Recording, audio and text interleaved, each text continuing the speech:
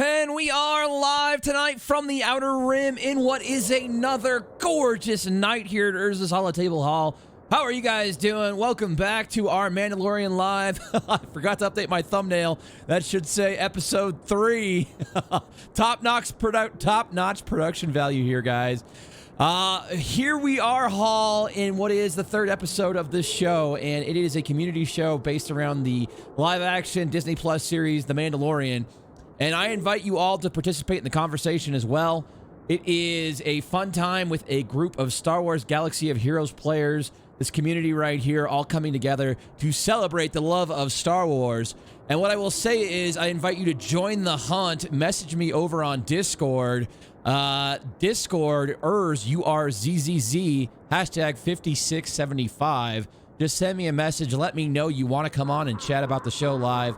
I've obviously got my notes, and I always try and line up one guest. Usually it's my man, Ryloth Leku. Rye's out tonight. So we are going to our local lore master of the hall in Rook Captain Coldblood. You guys know him. So with that being said, I'm going to give him a call right now. Let's see if we can get him on. And while he's picking up, I'm going to ask that he mute his live stream. And let's give some shout outs to some people in the chat here. We got Pyrotech, Nicholas, Nathan H, Track Fan 16, Mad Dog 82, Johnny D, baby, of the Ewok lore. Johnny Douglas, we love you, buddy. Hope things are going as good as they can go. It is Ty Matthews, Star Wars Incorporated, way up late in Ireland. It is Pyro. We've got, who else out there? Scotty Anderson, Zach EOD, Track Fan 16, Gleason checking into the hall, Nathan H, Mad Dog 82, the meme lord himself, Maester Yoda, and my man Rook, our guest tonight, along with Nikki P, Jace, Detroit Fan 316, Revenator, Rogue Killer, and Luke's Lost Hand. Guys, thanks for coming out tonight. Rook, brother, are you there, fellow lore master of the hall? How are you tonight? I love your avatar there. He's got Darth Vader with the Santa hat on. Thank you very much, Urzatron. It's wanted to be here tonight after all these weeks. I'm going to bring your audio up just a little bit. You're just fine. My man, have you been enjoying... I've got my notes here, but I'm going to just... We haven't really talked about Mando because you haven't been on my after parties in a hot little bit. How are you enjoying the show so far? Just overall general impressions. I have to say, I'm enjoying The Mandalorian quite a lot. I'm enjoying it with my father, who knows very little of the expanded lore. And I have to say, it's a very enjoyable show as far as the actual lore is concerned. They're staying very faithful to a lot of the expanded universe canon, and yet they're making a lot of new canon for us. I'll say more as we go throughout here, but the points that you make, I'll try to stick to them. All right. I love it, man, and I would agree with that assessment. They're staying close to home with the original trilogy, but building on it very subtly, and you can tell by it's made by people who love Star Wars. So we will keep it rolling here.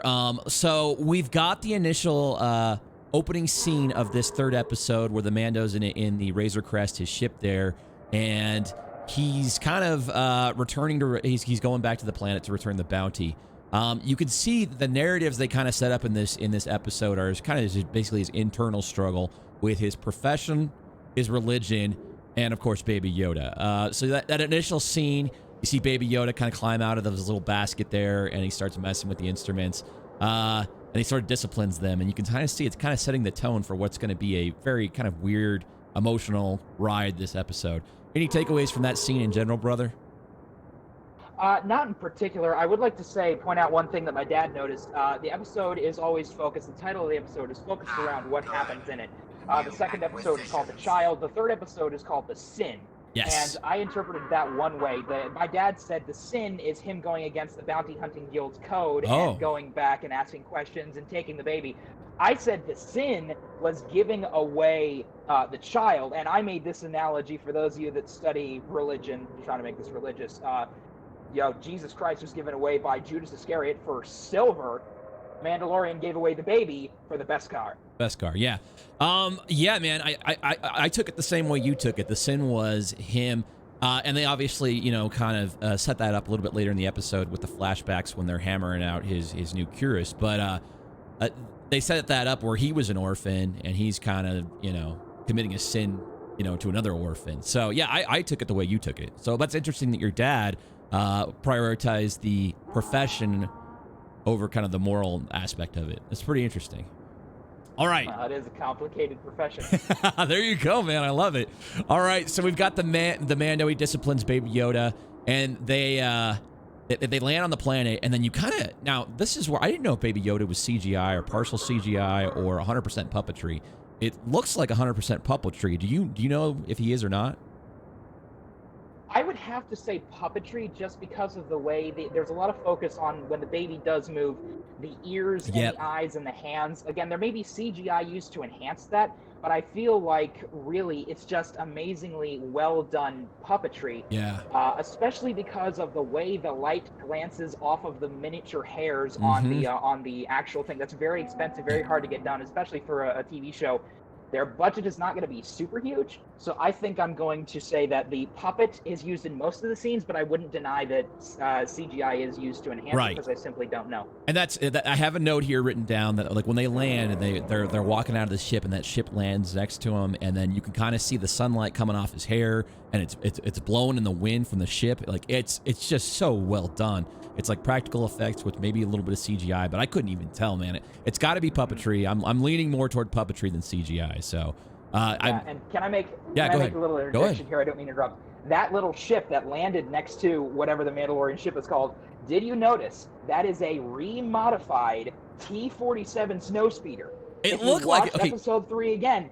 It's a chassis of a snowspeeder. Yeah, and the chassis, not only the chassis I noticed, but it was the look of the cockpit was identical to a snowspeeder. Paint job and everything. That was incredible. I was freaking out about So I didn't know it was a snowspeeder. I knew it looked familiar. I was like, oh well, maybe they leveraged like art assets from like Ralph McQuarrie or whatever and just created a new ship. But I'll have to go back and give that another look, because now that you say that, I'm like, oh yeah, that's the same cockpit. If it's still a snowspeeder, he pretty much ripped out the guts and made it into a spaceship. But yeah, he probably took an old snowspeeder and used it. I freeze framed that scene for like 15 minutes looking at that ship. Yeah, we got some people in the hall here saying, Pyro's saying that it's a combination of CGI and puppetry. JJ Manor's saying it's animatronic, and it's the perfect balance between the two from Luke's Lost Hand. So I think we're all in agreement. It's a little bit of both. All right. Oh, I'm watching the chat right now. Yeah. Anyway. So we've got the emotion. Okay, so we got the ship landing, and then the Mando kind of escorts Baby Yoda to basically the Imperial compound there. And you see, like, I don't know if Baby Yoda kind of sense there's a little bit of dissension going on, a little internal conflict going on with the Mandalorian, because you can kind of see the reactions on his face when he's like, talking to the door guard or whatever at the compound, the little Jabba door guard. You can see the emotion on his face. What did you take away from that? Anything you want to call out there? Other than a broken heart, no. Something that the Force grants its users is an ability to perceive the world around you. Qui-Gon Jinn talked about be mindful of the living Force. Even though he's 50 years old and still a baby, the baby can probably sense when things are going to go wrong. Right. And he understood what was going on to a more basic sense than just an infant who would just dawdle around. So right. I feel like he would understand what's going on. And something I'd like to point out about the Stormtroopers, for the last few episodes, they were using SE-14C blaster pistols. Again, they're sidearms. I saw that. They are not using their E-11s until there is a real threat, but we'll get to that later in the episode. Yeah, I did see that, and that was one of the things. I wrote 2 nitpicks down from the episode. When they, there's at one point, one of the stormtroopers comes out wielding the blaster from the door, and he's holding it just a little awkwardly. I don't know if you caught that. It just looked weird to me. But then later when they have the showdown, and he's pointing it kind of like full arm, it looks a lot better. So that was one of my just minor nitpicks of the episode. And one of the E-11s also, if you notice, right before he flames one of the troopers, one of the E-11s is the E-11B with the stock on it as well as the barrel extension. The E-11 actually had a stock you could put against the shoulder and turn it into a mid to long range single fire rifle, essentially make it a little bit more versatile, which is what it's meant to do. So again, I noticed little things like that. That's amazing, though. This is why we have you on, man. You are the lore master of the hall. So here we go, guys. So we have the exchange of Baby Yoda. I don't want to get too much more into that. It was pretty straightforward, just a little bit of dialogue, and they kind of question the Mando's character for asking what their intent was with it. And you can kind of tell that that's just playing into the internal conflict there. And then we move to the scene where he goes back to, I don't know what to call this, kind of like the den of the bounty hunters. What are you referring to it as? I would just call it just the den, or I would call it, they called it a coven. Like coven, yeah, that was at the end, yeah. They call you out to form a new coven. If I really wanted to dig into the old nostalgia for Star Wars, I'd probably call it Duxon, but that's KOTOR knowledge right there. So, it's just my own personal head. But yeah, it's just a coven. It's just a group, and I love what they did with everything in there. And thankfully, that wasn't Boba Fett in there. Yeah, I'm glad they clarified that. Anyways, so we learn about a little bit the history of the Mandos. They talk about why they're hidden, and they talk about the Great Purge, and the Beskar being smelted by the Imperial signet or whatever. They talk. And you know what I'll say is, every time that lady talks, the blacksmith of the Forge Master. The Forge Master. There you go. That's what I'm looking for. The Forge Master. Every time she talks, she's like, walk the way of the Mandalore. I mean, she's so cool. I have to say, she's probably one of the best characters on the show so far. And I love how kind of all the guys just kind of like shut up and let her do her thing. And she's kind of the center, the grounding force there between that faction. Yeah, she's the matriarch. You do not, when dealing with a Forge Master, only a few are graced with the knowledge of the ability to forge Beskar iron. So that person is as much Mandalore as you're going to get. And also the introduction of the phrase, "This is the way." This is the way, yes. The two Mandalorians fighting. Now, something I knew from the beginning, Mandalorians do not kill one another. Even over that was a show of strength in a duel to see, if he really was a coward for going to the Empire. Right. But also, by the way, the Great Purge they're referring to, after Order 66, within a couple weeks of Order 66, the Empire feared what the Mandalorians would do. They're like a rogue faction out in the middle of nowhere. So they bought all their Mandalorian iron, their Beskar, and stole it pretty much because the new Mandalore was an Imperial puppet. So all of the new Mandalorian iron, every bit of it was taken by the Empire. So any bit of it they can get back is worth what the bounty was. And that much iron to make a full cuirass, oh my goodness, it was worth it. Yeah. I mean, so we're learning a bit more about the Mandalorian lore, and as you mentioned, they set up the second kind of one-liner there, which is, "This is the way," and then we had, that's after I have spoken. Everybody has grabbed onto those two catchphrases, and they're doing a good job of setting all this up, man. And then we have a nod to the whistling birds. She kind of sets that up, and we see it later explained in the episode. So I don't know if we need anything more there. Anything else you want to shout out in that whole scene, that whole exchange? Not in particular. I just really enjoy the fact that we're getting true Mandalorians, and watch for their honor in battle. That is what they fight for. And after having played a lot of EU stuff, these are Mandalorians, people. There's no complaining here. This ain't no Jango Fett. This ain't no Boba Fett. This is the real deal. All right. So we keep moving here, and now he's got his full suit. Goes to get his I guess bounty payment from Grief Karga, and I have to tell you, Rook, I think you know what I'm going to say here, but Grief Karga is actually one of my favorite characters in this show because he's a lot about what I like to celebrate here in my hall, and he talks about spice and the Twi'lek healing baths and things like that. You know what I like, right? And so, I know. So I'm right at home with Grief. I'm a huge fan of this guy. So we have some dialogue between Mando and the Grief, and then Mando kind of breaks character and asks what they're going to use it for again. Breaks the code of the code of the, not faction, but what am I looking for here? The guild, code of the guild. The code of the guild, yeah. Yeah. And then he tells him to go get a Camtano of spice. I had to look up what a Camtano is. It's that white thing that he's carrying the Beskar in. So he's telling him to go get spice out of his mind and forget about it. Oh, that much spice. That would be over 10,000 credits worth. Oh. So anything from that exchange that you picked up on? Obviously, they're all iron. They're all eyeballing him as he's collecting the bounty. They all have the beeper thing. Yeah, they're all watching him. Two things. First off, that guy must command an immense amount of respect or be the leader of the guild itself, because they did not jump him as soon as he pulled out 2 tabs of iron. Right. And if I were the Mandalorian, I would have stood up and said, "You sent the others after me. I deserve that Mandalorian iron," and taken it off of him immediately, because that's the thing. There's a constant reference to, "I'll leave some for the foundlings," which are the new Mandalorians, the children that are still making their way. Every Mandalorian doesn't have a full set, but they get a helmet. 2 tabs is enough for a full, brand new helmet with all the fixings. So I would have immediately pulled my blaster and said, "You owe me that." Well, so that's interesting. So I have Ouchie in chat here. Ouchie saying it's the ice cream maker that everybody likes to joke about. She's right. Yeah, she's right. That's the ice cream maker. That's the ice cream maker, the Camtano. I mean, that is a next level. Ouchie, good call, baby girl. That is a next level call, because we all know it from the ice cream man. What is it, Wilro Hood? Wilro Hood, sweetheart, you actually remembered. Ouchie, I love you. So that's got to be what it is then. That's what he was running out with, a Camtano of whatever, but an ice cream maker. I had no idea. An old 70s ice cream maker. Oh, yeah. That's amazing. That is amazing. All right, so thank you for that, Ouchie. We're going to keep going here. He shows the 2 slabs of Beskar, saying, like, "I got my piece," and that obviously is going to set up a piece, a little exchange with them later in later in the episode, so a little bit of foreshadowing there. And then we have the Mando returning into his ship, and he's got a bit of a change of heart. And it was also set up nicely earlier when he looks at there's the knob there, and then he makes the hyperdrive. Yeah, and then he makes the decision to turn around and head back to the compound.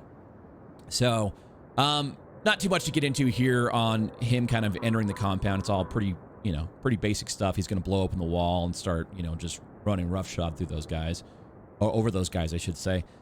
And what I'll say is, when he enters the room, it's got the floating torture droid we saw in Episode 4, A New Hope. Do you know the name of that droid, Lore Master? I'm gonna put you on the spot. I do not know the name of it, but I do know that specifically it is for torture, but it was actually built as a medical droid by the New Republic, and then the Empire used its injector needle for truth serum. It can torture other things. It's meant for surgical procedures, actually. So the Empire changed what it was supposed to be used for, and honestly, I really like the fact that they included it. But yeah, that whole entrance scene with him and the scientist, I feel was very nice, and I want to see more of that scientist later on in the story. Yeah. But, so let me ask you one thing on the scientist guy. So we had Rye on, Rye Lathleku. Yes, he was complaining about, or not complaining, but commenting that he wasn't into the glasses the guy's wearing. He says it's kind of more more kind of not really Star Warsy, more like James Bond / bad guy type. I agree. Yeah. I agree. But then again, there are so many things that, again, I'm not going to say Ryloth is wrong, because I think it makes him stand out more than it would. But there are a lot of things that don't really feel Star Wars, like Queen Amidala's white makeup with the red, and that doesn't really strike me as Star Wars. So again, there are a lot of different things that could strike you as not really fitting in Star Wars, but I can see where he's coming from. I do agree with that one. Glasses in Star Wars are kind of archaic. Usually you have goggles, or you just have surgery. Laser eye surgery is like less than a blaster in Star Wars. I don't think we've ever medicine is. So I don't think we've ever even seen. Maybe we've seen in expanded universe an eye implant. Like I think a lot of SWTOR characters had the little implant kind of in front of their eyeball, but that's about it. I don't think we've ever really seen glasses. So interesting. Yeah. Also, Tyler Matthews, the ITO interrogation droid. That's what it's supposed to be called. ITO interrogation. Okay. I remember that because that's on the Empirical on Star Wars Force Unleashed. You fight a couple of those things, so that's where I know it from. So they in that scene when he walks in and shoots the ITO droid. It falls to the ground, but right before he shoots it, it's about to it looks like it's about to extract something from Baby Yoda, and they talk about getting what you need and just getting the thing out of here. When he's kind of doing the electro goggle scoping thing from kind of outside the building. So it looks like they were unsuccessful in their extraction of his DNA, or perhaps they were just running diagnostics on him. So we don't really know what they got from Baby Yoda, correct? We can assume that there was they failed at getting whatever they needed, right?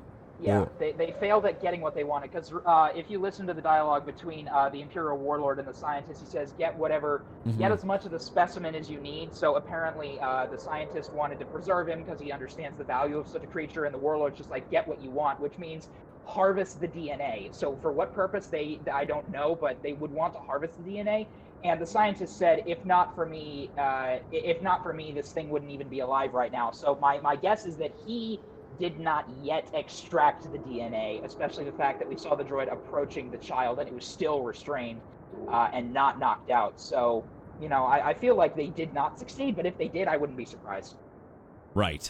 Absolutely. I mean, you got to assume they got something. And if that something's enough for them to do whatever they're doing. A lot of people speculating this scientist guy is from Camino by the insignia on his sleeve. He is, yeah. I would say yes. So Camino, and again, that adds more fan theories that we don't have time to get into. Okay, all right, man. So we're gonna press on here. Then let's talk about. So he basically gets Baby Yoda, and he kills the floating droid, and let's see, he's kind of just going through the compound, and this is where we kind of see the full breadth of his arsenal of skills. I mean, he could just walk around just pistoling everybody and just getting out of there. We see him grappling hook a guy and knife him. We see him barbecue another guy, and then we see the whistling birds that were mentioned earlier. Favorite method of kill that you liked from all that, Rook? I don't really particularly have a favorite. I feel like the whistling birds were used a little bit too early, but TV audiences have to see the special toy as soon as it's given to them. So as long as he has like a couple more, I wouldn't mind. But it showed their purpose. I think the grappling hook knife kill was my favorite because first off, it fit the lore. They didn't actually like treat stormtroopers like they're literally wearing plastic. All of the kills in this were authentic. Like if you watch when he's killed 3 stormtroopers, he's walking away and he blasts the 4th one on the floor in the chest. The bolt goes all the way through. Yeah. So again, it's not like in Rogue One where the guy gets shot 8 times and his armor is still intact. These guys are dead. So I like that they paid attention to that detail. And I think the grappling hook knife kill, because it's quick, it's efficient, it's what you expect of an elite warrior, conserving ammo and doing what he can. Right. Using the disruptor rifle with the disruptor slugs, and the flamethrower kill was also great because it actually killed the guy with the fire. That's and I love pretty high tech flames. Yeah, and when he dropped, when the guy gets barbecued, he drops with the flamethrower, and then his just armor is just totally scorched and just wrecked. So the flamethrower kill was probably my favorite, and I have to 100% agree with you, Rook. They use whistling birds way too soon. They set it up as this big special thing, and I was kind of underwhelmed that they used it immediately. I mean, it was cool to see. It was very cool to see. Also, if you watch the concept art in the end of the episode, which I first do, you saw the concept art for whistling birds was a little bit more like tiny little missiles. It felt like with fire, but I really do like that they used them at all. But I'm surprised they used them so soon and on 4 stormtroopers. I mean, of course the kid can't be shot, but he's got a full cuirass of Beskar. I still can't get over the fact that he got a full suit. Yeah. But anyway. Yeah, and the suit, I felt like the suit came early. I'd rather see like him get the cuirass and then him have to earn another shoulder piece like down the road and a knee piece or whatever. Like, I'm with you. But I mean, they want this guy looking like a legit Mandalorian right out of the gate. I get it. And here's the thing that bothers me about the whistling birds is like he had what, like 10 total, 12 total. And it's like I have OCD now that like he's used 4 of them and then he's got these empty slots in his. I'm like, no, he used all of them. He shot 10 whistling birds. Oh, he used them all. I counted them. Yeah, okay. All of them. Okay, I didn't know that. So also, I will say on top of the Mandalorian's armor, he has the chest piece, 1 leg piece, and both shoulder pads. He does not have a full suit. Now again, he still has the gauntlets to get and like the greaves, which are the leg guards and the boots and everything. He still has to get those. So if he gets more armor later on, I would say look for that. So he just has a very light chest plate. A cuirass is a light suit of armor for medieval times. So it's not a full set yet, but if it is, I do agree he got it a bit early, but the chrome. Yeah, it looks good. It looks good. I love how when he walks into to talk to Grief, everybody's just eyeing him and he's just like sparkling in his new gear. Yeah. Old and dirty at the start, and he just walks in. Also, the Mandalorian honor of not taking credit for the Mudhorn kill because helped me.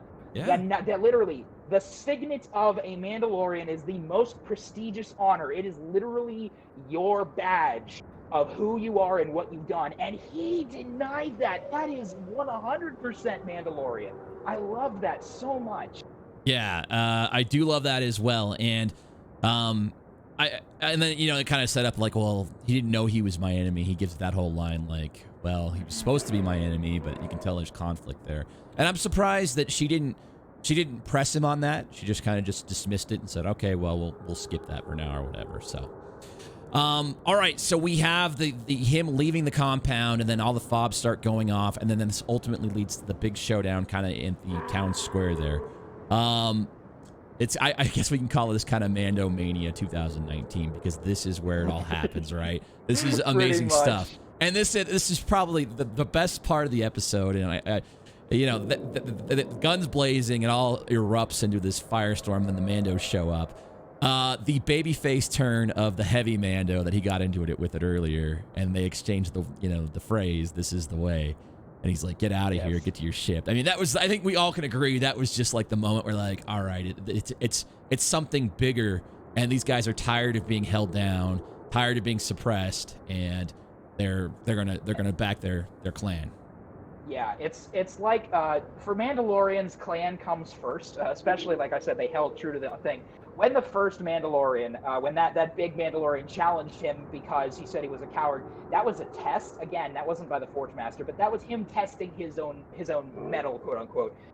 So really, at heart, they're brothers, but they're always jockeying for position, jockeying for glory, jockeying for honor. Literally, the episode 2 quote, "Weapons are my religion." It's literally they fight. Their life is fighting, so they constantly better themselves and prove themselves through combat. So I knew that the fight wasn't personal back in the Forge Master's Forge. So at the end of it, I'm glad that the people who don't know quite as well as I do, they understand that it really isn't about who is the best Mandalorian. It's about, are the Mandalorians the best in the galaxy? Right. So, and I agree. I loved the fact that they came in with jetpacks and massive heavy blasters, and I like that not all of them had them. Yes. But they all came in and just started guns ablazing, and you see, it's like in Rogue One with the first engagement in the city of Jeddah. The stormtroopers wipe out the first line of rebels, and then it turns into a firefight.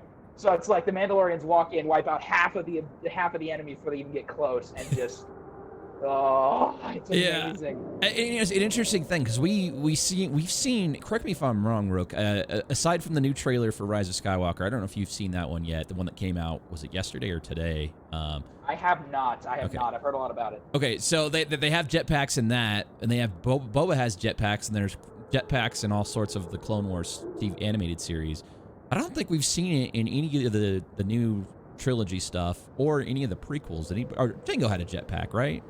Yeah. Yeah, and in canon, there were jump troopers, the 104th Wolfpack Battalion in the Clone Wars.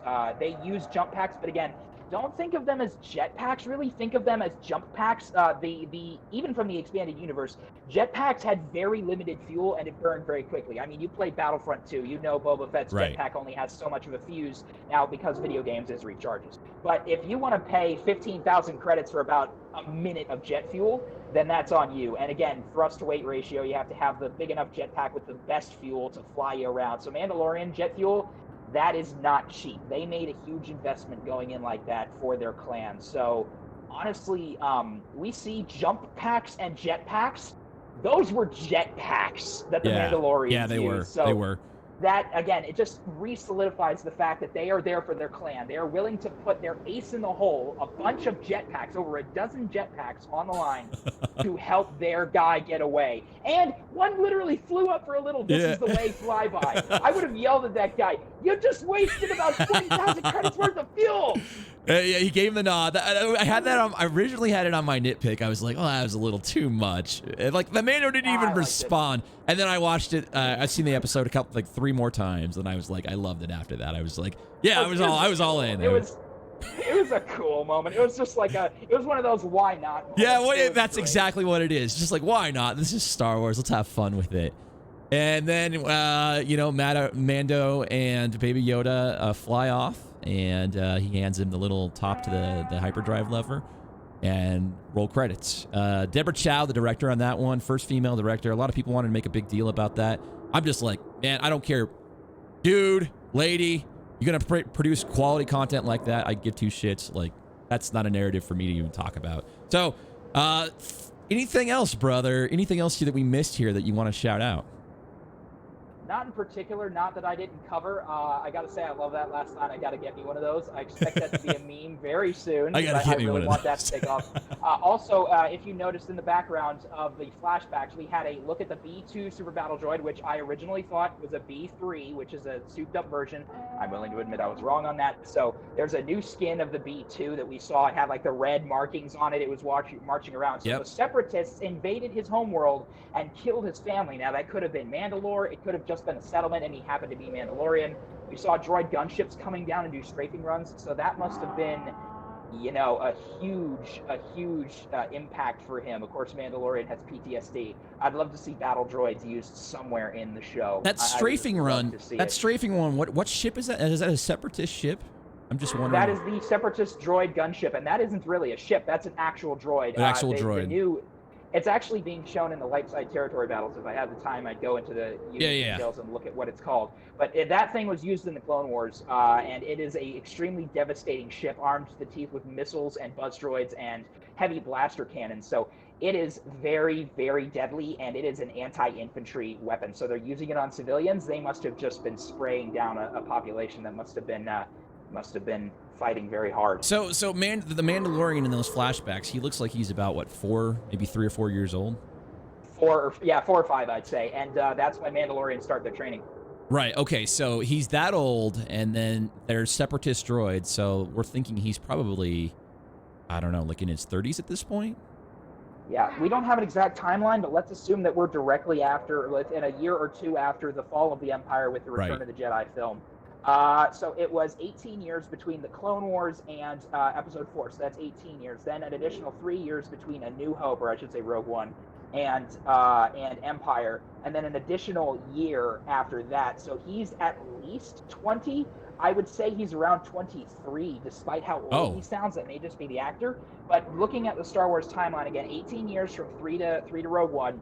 Rogue One to Episode 5 is 3 years, and then another year of Return of the Jedi. So I'd spitball around 25. Okay. Again, we don't know how many years, because it's 28 years is between Episode 6 and The Force Awakens. We really don't know what time period that is. I would say it's like, at safely right now, since we just don't know, I'd say 3 to 4 years after Return of the Jedi, because the Empire is still pretending to be there, but everybody says the Empire's gone. So I would say it's in the power struggle where the First Order is retreating to the to the unknown regions, and we're just, seeing the end of that.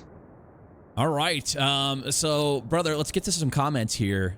Thank you for the timeline color there. That really helps. I was thinking he was in his 30s. I didn't know it was only 18 years between Clone Wars and Rogue One. Yeah, the Clone Wars lasted 3 years, man. The Clone Wars bankrupted the galaxy in 3 years. And then 18 years later, because remember, Luke joined the rebellion when he was 18 years old.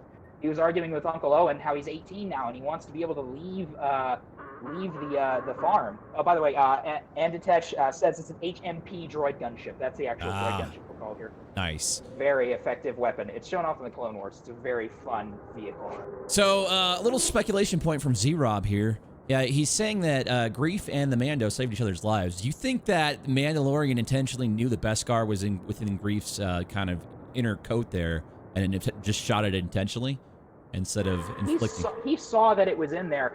I don't know whether or not he shot it intentionally. I just don't have enough information. But the Mandalorian obviously had respect for the guy because he didn't shoot him outright. He would have aimed for the head. Look at what the Mandalorian does every time. He either aims for center mass or he aims for the weak points every time. So I could say there's plausibility to that theory, but I'm not gonna, force feed it or encourage. I would say that he if he wanted to kill him, he would not have fired once. Right, there you go. Ty Matthews saying that the guy in the cantina was wearing a big hat like Embo's. Is he Cuzo like Embo? Did you notice that?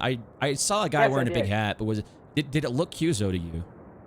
It was a Cuzo hat. That's undeniable. I don't know if it was Embo or one of the Cuzo, but it has to be at least Cuzo, because we had a Corrin in the first episode who got sliced in half. So if they included a Cuzo in this show just for the fans, I would not complain at all. So yeah, that is 100% a Cuzo, but I don't know if it's Embo, so I won't say that. But yes, that is a very astute find. That scene for 4 frames. Yeah. Okay. So then we have Revenator checking in. The big Mandalorian is Paz Vizsla.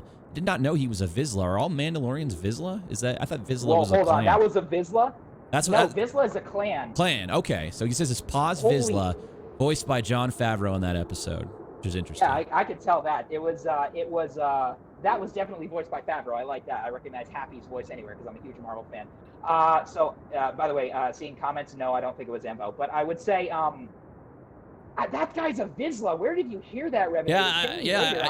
I did not hear that either. I think that's a huge spoiler if that is true. Nah, I would just say it means that the clan still survives.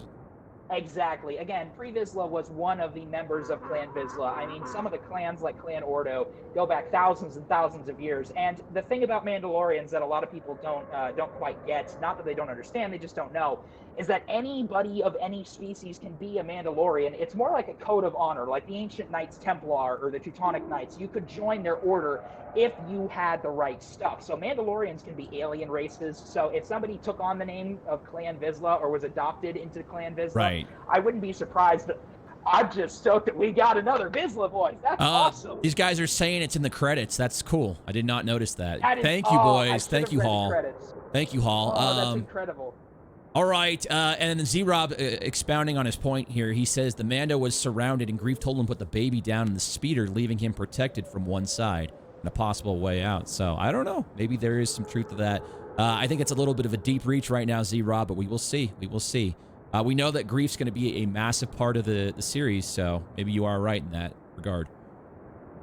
Rook, we are over on time, man. You can talk, and you can talk some good Star Wars. Brother, I love it. Thank you so much for joining me tonight, man. Thank you very much for having me, Urs. Not able to join usually because of working in the hospitals, but tonight I got Thanksgiving break going on, so I was able to catch it tonight. Thank you very much for having me on the show tonight. It's nice to be able to be a contributing member of the Hall. Oh, I love it, buddy. Thank you so much. All right, guys. With that being said, big shout out to the lore master of my Hall. You know him as Rook Captain Coldblood. And guys, I'm issuing the evacuation code signal. Get to your ships safely, everybody. We will see you for episode 4 of Mandalorian Live coming very soon. I think Friday night is when it's dropping, and then we'll figure it out over GAC over the next week here, guys. Happy Thanksgiving, everybody. Hope you have an amazing Tuesday night. Good night, guys. Give the evacuation code signal.